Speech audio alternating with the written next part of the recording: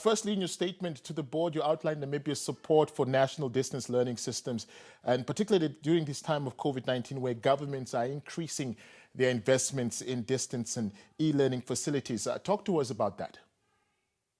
Yes, absolutely. Uh, I think for Namibia's context, it's important to underscore why the work that we do with UNESCO is important, especially in e-learning and e-teaching space.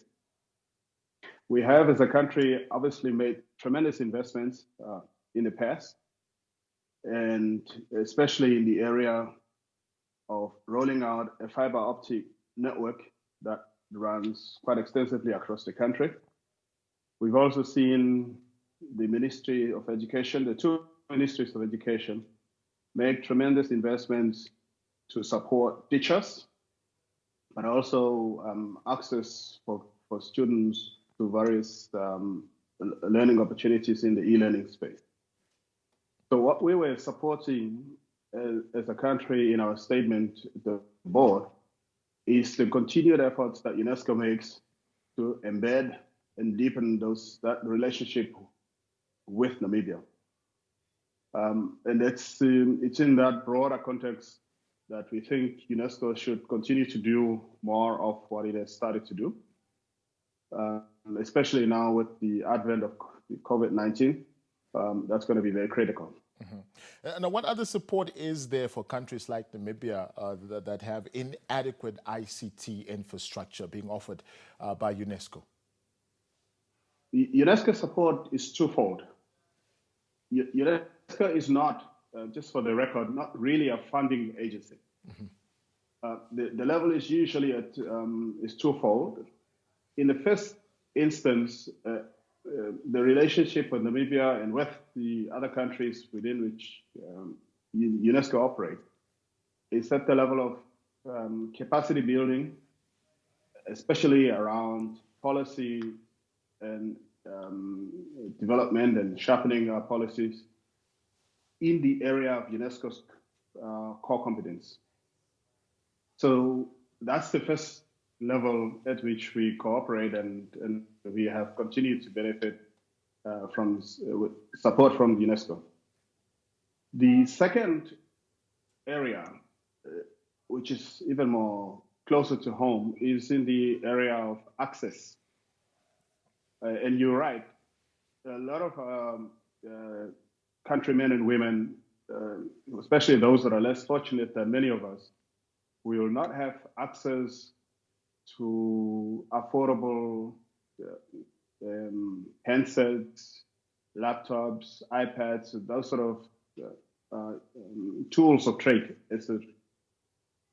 And so UNESCO does advise how we can go about making that possible. So it's at the level of policy, but also in terms of putting some money aside to help us roll out the necessary ICT solutions. Mm-hmm. Now, the pace of delivery of essential services is also a concern that you have raised, and you further cautioned against new and grand projects to be undertaken by UNESCO.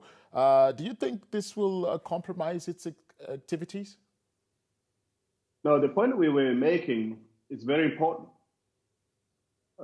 There are areas in which we have, for the last few years, been collaborating with UNESCO and other multilateral partners.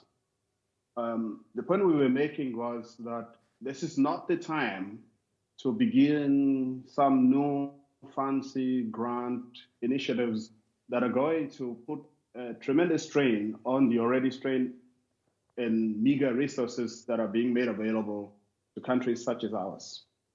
So the idea was to suggest to UNESCO that whatever we do going forward should be aimed at strengthening the existing programs, deepening the existing programs, seeking more resources to embed and strengthen what we've been doing well for the last couple of years. That really was the point, so that we don't waste resources and intellectual capital on looking for fancier, grand things that people might be interested in. There is a context to why we as Namibia were cautioning against such wasteful expenditure. Lastly, Your Excellency, are there programs Namibia wishes to undertake under UNESCO that might be affected by the shelving of some of these activities brought about, of course, by the COVID-19 pandemic? The way that UNESCO operates is that it dovetails within the context of stated national objectives. So where Namibia has said, because of the negative impact of the COVID on the education sector, the following would be areas in which we seek support. UNESCO would have to come in within as a partner to support those stated national objectives. It does not impose on member states what would be priorities, but rather work in concert with what we believe are the priorities. So this is why the earlier point about available resources not being wasted on fancier and new and very adventurous grand projects was being made, so that whatever resources available, we put them to effective use where Namibia has said we most need them.